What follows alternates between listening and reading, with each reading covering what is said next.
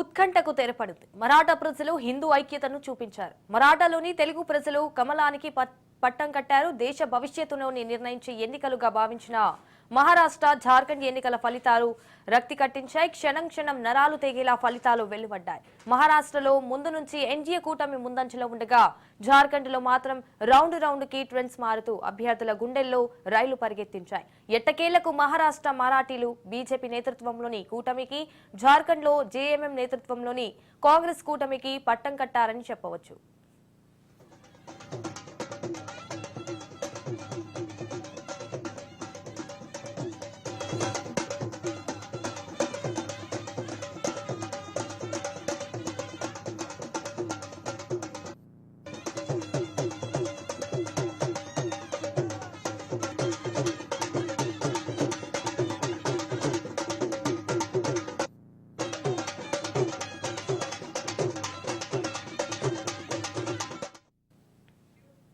మహారాష్ట్రలో 288 సీట్లకు గాను ఇప్పటి వరకు బీజేపీ కూటమి 223 సీట్ల ఆధిక్యంలో ఉంది. కాంగ్రెస్ కూటమి 54 సీట్ల, స్వతంత్రులు 11 స్థానాల్లో ఆధిక్యంలో ఉన్నారు. మహారాష్ట్రలో బీజేపీ మ్యాజిక్ ఫిగర్ దాటింది. ప్రభుత్వ ఏర్పాటుకు మహాయుతి కూటమి నేతలు కసరత్తు చేస్తున్నారు. ఈ నెల 26 లోపు ప్రభుత్వాన్ని ఏర్పాటు చేయాల్సి ఉండగా, అందుకు అనుగుణంగా ఆ పార్టీ హైకమాండ్ కసరత్తు చేస్తోంది.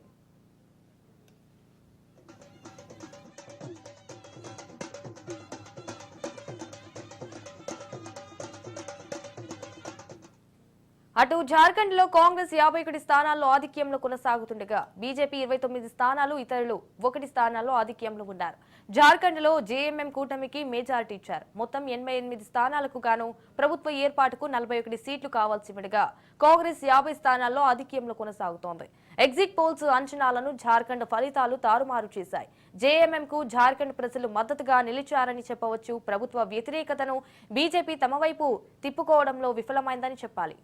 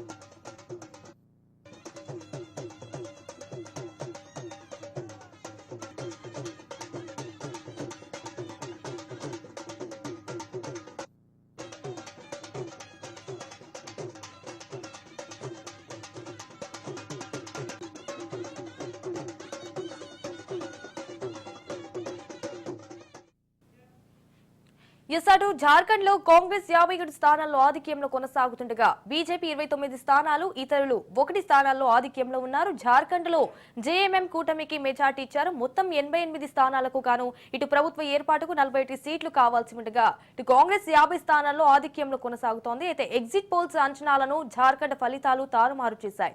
జేఎంఎం కు జార్ఖండ్ ప్రజలు మద్దతుగా నిలిచారని చెప్పవచ్చు. రైట్, ఇదే అంశానికి సంబంధించి మరిన్ని డీటెయిల్స్ మా ప్రతినిధి రాజు గాంధీ భవన్ నుంచి లైవ్ అందిస్తారు. ఎస్ రాజు, చెప్పండి.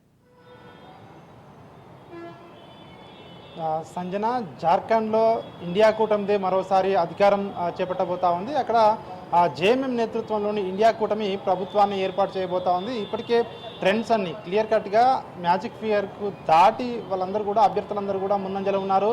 ఇప్పటికే 51 సీట్లకు పైగా కూడా జార్ఖండ్లో జేఎంఎం అభ్యర్థులు, అదేవిధంగా ఈ ఇండియా కూటమి అభ్యర్థులందరూ కూడా ముందంజలో ఉన్నారు. ఎగ్జిట్ పోల్స్ అంచనాలకు మించి కూడా ఈ ఫలితాలు అయితే ఈరోజు వస్తూ ఉన్నాయి. ముఖ్యంగా నరాలు తెగే ఉత్కంఠగా కొనసాగుతా ఉన్నాయి జార్ఖండ్లో అని చెప్పవచ్చు. ఉదయం నుంచి కూడా రౌండ్కి కూడా ఇటు ఎన్డీఏ ఇటు ఇండియా కూటమి అభ్యర్థులు ఒక రౌండ్కి పైచేయి సాధిస్తూ వచ్చారు. ఒక క్రమంలో ఇద్దరు కూడా సమానంగా రెండు పార్టీలకు వస్తాయా అని అనుకునే క్రమంలో తాజాగా 51 సీట్లలో కూడా ఇండియా కూటమి అభ్యర్థులు ఇప్పటికైతే ముందంజలో ఉన్నారు. ఇప్పటికే అక్కడ ఖచ్చితంగా ప్రభుత్వాన్ని ఏర్పాటు చేస్తామని చెప్పేసి కూడా జేఎంఎం నేతలు చెప్తా ఉన్నారు, ఇండియా కూటమి నేతలు చెప్తా ఉన్నారు. కొద్దిసేపటి క్రితమే జార్ఖండ్లో ఇండియా కూటమి నేతలు సమావేశం కూడా నిర్వహించడం జరిగింది. ప్రభుత్వాన్ని ఏర్పాటు చేయడానికి కోసం అయితే ఈ సమావేశాన్ని అనేది నిర్వహించడం జరిగింది. ఈ సమావేశానికి ముఖ్యంగా కాంగ్రెస్ ఇన్ఛార్జ్ గులాం అహ్మద్ నేతృత్వంలో ఈ యొక్క సమావేశం నిర్వహించడం జరిగింది. తెలంగాణ నుంచి అక్కడికి ఏఐసిసి పరిశీలకులుగా ఉన్నటువంటి మల్లు భట్టి విక్రమార్క కూడా ఈ యొక్క సమావేశంలో పాల్గొనడం జరిగింది. ప్రభుత్వ ఏర్పాటుపై కూడా వీళ్ళు చర్చించినట్టుగా కూడా మనకు తెలుస్తూ ఉంది. మరికొద్ది సేపట్లోనే క్లియర్ కట్గా అంటే ఎవరికి ఎన్ని సీట్లు వస్తాయని చెప్పేసి కూడా మరికొద్ది సేపట్లోనే తెలిసే అవకాశం ఉంటుంది. కాబట్టి ఇప్పటికే ముందంజలో ఉన్నారు ఇండియా కూటమి అభ్యర్థులు. ఖచ్చితంగా ప్రభుత్వాన్ని ఏర్పాటు చేస్తామని చెప్పేసి ఇండియా కూటమి నేతలు అయితే ఒక ధీమా అయితే వ్యక్తం చేస్తూ ఉన్న పరిస్థితి మనకు కనిపిస్తూ ఉంది. అదేవిధంగా జార్ఖండ్లో మనం చూసినట్టయితే ప్రచారం నుంచి కూడా ముఖ్యంగా స్థానికతపై ఎక్కువగా జార్ఖండ్లో ప్రచారం అయితే నిర్వహించడం జరిగింది. మైనింగ్ విషయంలో కావచ్చు, అదేవిధంగా ఇటు దళితులు కావచ్చు, ఇటు మైనారిటీలు కావచ్చు, వీళ్ళపై ప్రధాన కేంద్రంగా ప్రచారం అయితే కొనసాగడం జరిగింది. ముఖ్యంగా గిరిజనుల హక్కులపై ఎక్కువగా ఈ యొక్క ప్రచారంలో, అదేవిధంగా రాజ్యాంగ పరిరక్షణపై అంటే బీజేపీ వస్తే రాజ్యాంగ పరిరక్షణ ఉండదు అని చెప్పేసి కూడా ఇటు ఇండియా కూటమి నేతలు అయితే ప్రచారం అయితే నిర్వహించడం జరిగింది. దీనికి తోడు మల్లు భట్టి విక్రమార్క కూడా అక్కడ ఏఐసిసి పరిశీలకుడిగా ఉన్నాడు, అదేవిధంగా స్టార్ క్యాంపెయినర్గా ఉన్నారు. ఆయన కూడా అక్కడ ప్రచారం నిర్వహించడం జరిగింది. ఇవన్నీ కలిసి వచ్చాయని చెప్పేసి కూడా అక్కడ ఈ యొక్క మీటింగ్లో వాళ్ళందరూ కూడా చెప్పడం జరిగింది. మొత్తానికైతే జార్ఖండ్లో ఇండియా కూటమి ప్రభుత్వం ఏర్పాటు కాబోతుందని చెప్పేసి కూడా ఇటు కాంగ్రెస్ పార్టీ కావచ్చు, ఈ కూటమి నేతలు కావచ్చు ఆనందాన్ని అయితే వ్యక్తం చేస్తూ ఉన్న పరిస్థితి కనిపిస్తూ ఉంది. ఇక వాయనాడ్ విషయానికి వచ్చినట్టయితే వాయనాడ్లో ప్రియాంక గాంధీ దాదాపు ఇప్పటికే ఆమె గెలుపు దిశగా దూసుకుపోతా ఉన్నారు. గతంలో 3,60,000 మెజారిటీ ఏదైతే ఉందో రాహుల్ గాంధీకి వచ్చిందో ఆ మెజారిటీని కూడా క్రాస్ చేయడం జరిగింది. 4 లక్షల మెజారిటీ వైపు ఆమె దూసుకొని వెళ్తా ఉంది. ఇప్పటికే 3,70,000 మెజారిటీ దగ్గరలో ఉన్నట్టుగా కూడా తెలుస్తూ ఉంది.